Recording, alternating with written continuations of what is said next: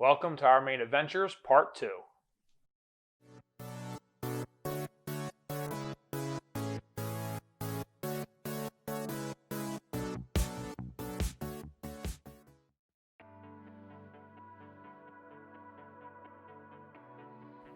So we started here in Ogunquit. Now this is the coastal region. It's called Perkins Cove. As you see here, there's a lot of commercial fishermen dock here. There's a little fish house right there on the left where they offload the catch of the day and everything gets weighed and processed. A lot of the restaurants in Perkins Cove use that fresh seafood that's caught daily. And the bridge we're just going under right now, it's one of only a few bridges in the US that the locals and people visiting can actually hit the button for the drawbridge to come up, for boats to come in and out of that cove, which is such a neat feature that like people actually wait around there.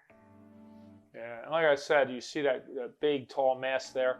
That's one of the commercial tour boats, and they actually have a staffer that'll run up the ramp and hit the little button. But for any recreational sailors or even some of the smaller commercial boats, yeah, they just kind of toot their horn, and whoever's around, they just know, oh, I have to run and hit that button. And this area is so quaint. I mean, you can see like all the little shops on the other side of that bridge there. And they have restaurants and just, it's a fun area to walk around and explore.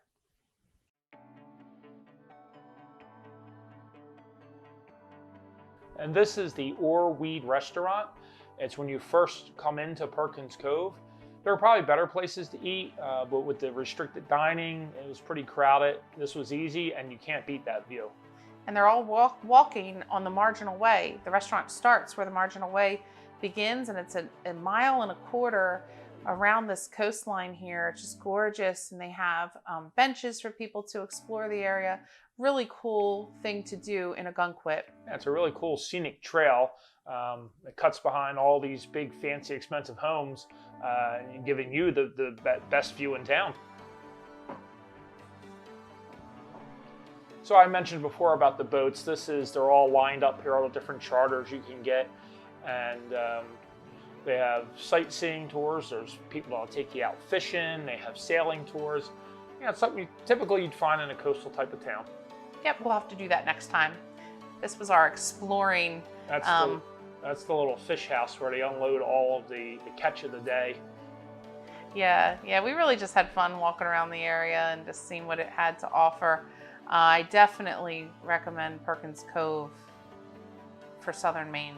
Look at these little boats. These were cute pictures. Very picturesque. I mean, every little area in Maine. Here we go with that drawbridge again. Yeah, there's that. That's the gift going out. Just to touch base quickly for those who don't know, all those little boats are lined up like that. So the owners of the larger boats that sit out in the harbor, that's how they get to and from their boats. And here he is coming back. This is the beauty of drone footage. You get to see views you would never see. Love that drawbridge. That is so cool. Something you don't see in New Jersey every day.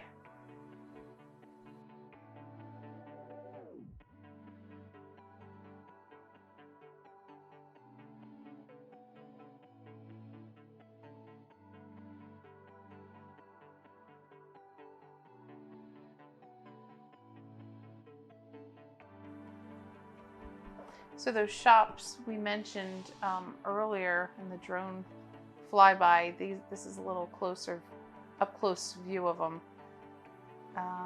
This lobster shack, restaurants. There's that pottery place. I guess that's coming up. Ooh, there it is, the pottery shop. Yeah, that's the back end. It's comprised of a few different kind of roadways. And then this is the other end now. We had to go around because it's one way in, one way out. This shop is cool. Love this pottery shop, so glad you got a little footage. I apologize through these couple of videos I didn't get more interior footage. Some places it just wasn't appropriate, and other places didn't really want video being taken. So my interior shots of a lot of the shops through this Maine trip were minimal.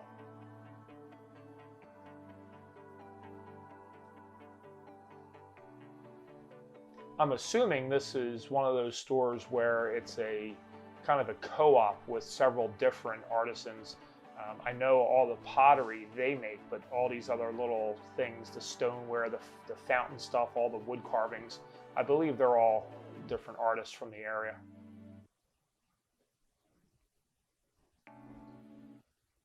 So now we're coming out of Perkins Cove and heading more up to the downtown, the kind of like main street of Ogunquit itself, the little town. This will be Route 1, right, that we're on? Because this was a really nice scenic view, if I'm correct on this route. It's 1A.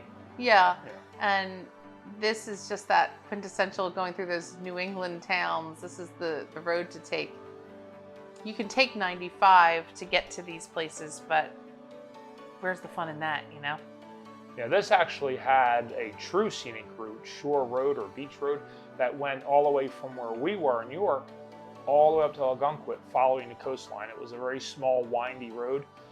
This would be the kind of sub-main street. It's like the 1A. It's not quite as big as Route 1, or obviously not as big as the freeway, but it's the main drag through town. And the whole main street is set up on a like a four-way intersection. So you have kind of 4 different offshoots, actually 5. There's a little hook there of just buildings, old historic buildings with shops and stuff in them. Yeah, it was super cute. We actually were passing every day we passed this. It said vegan soft serve, and we tried to stop, but they were closed every time. I believe that's that white building right there with that blue line. They have a ton of ice cream shops and a ton of like little like cute restaurants that if we had more time, we would have liked to explore. Yeah. And it's weird though that there was literally a vegan ice cream shop. That was the billboard. It wasn't an ice cream shop that offered vegan things. It was a vegan ice cream shop. Vegan soft serve. Our timing was off, I guess. Strange. So we're en route to Kennebunkport.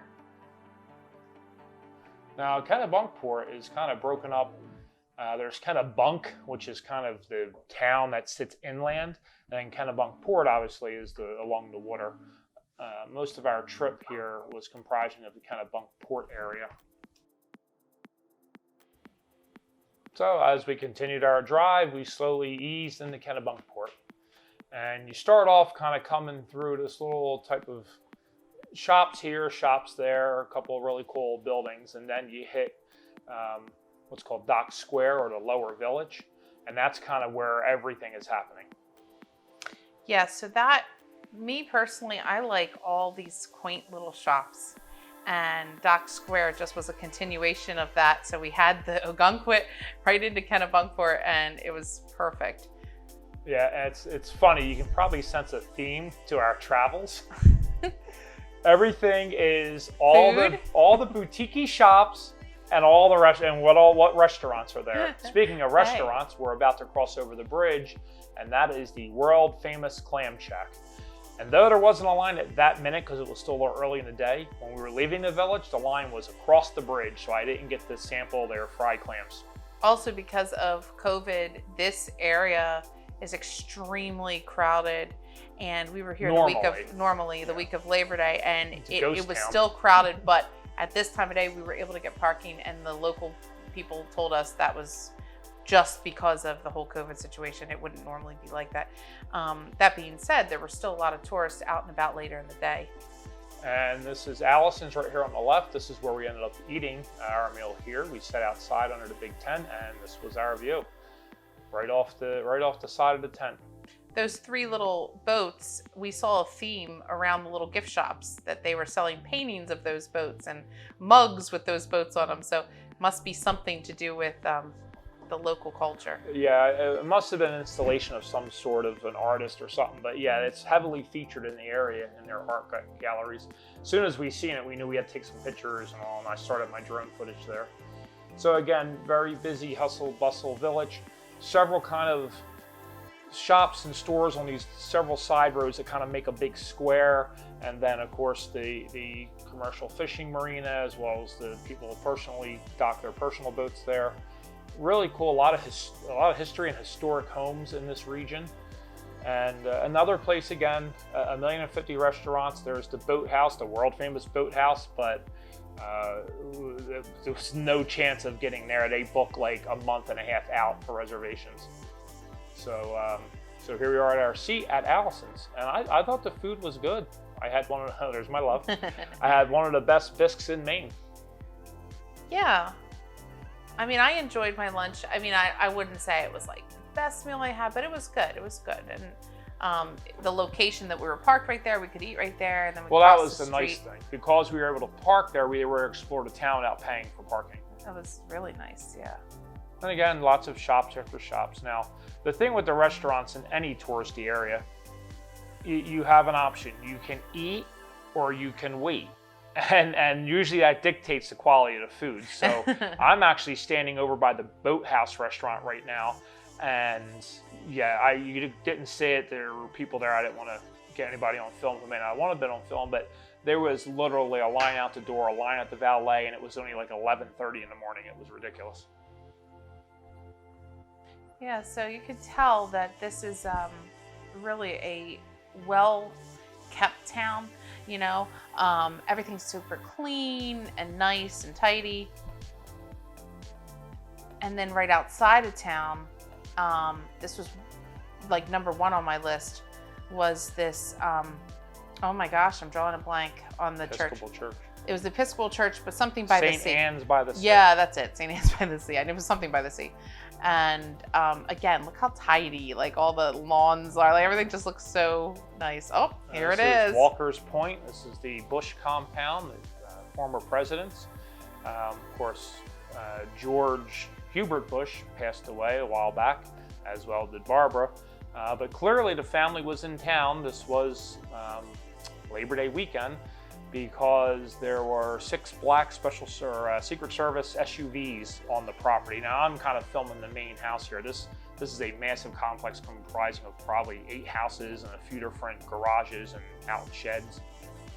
Yeah, so that's definitely a stop if you're in the Kennebunkport area. And this is just us coming through Kennebunk, which is the city center area, a little off the water. And I kind of missed the boat here. I was filming their little main street, but stopped filming as we turned to head back home and missed these houses. What would now be $1 million mansions, these old historic grand manors. And they were like 1700s, 1800s mansions. It's just stunning. So if you're taking that drive from Kennebunkport through Kennebunk, make sure you follow the signs for the historic district. And you'll have to see those houses. Sorry we didn't get it on film. It is a little insane when you go to New England and businesses are fully operating out of buildings that were built in as far back as 1690. It kind of blows your mind.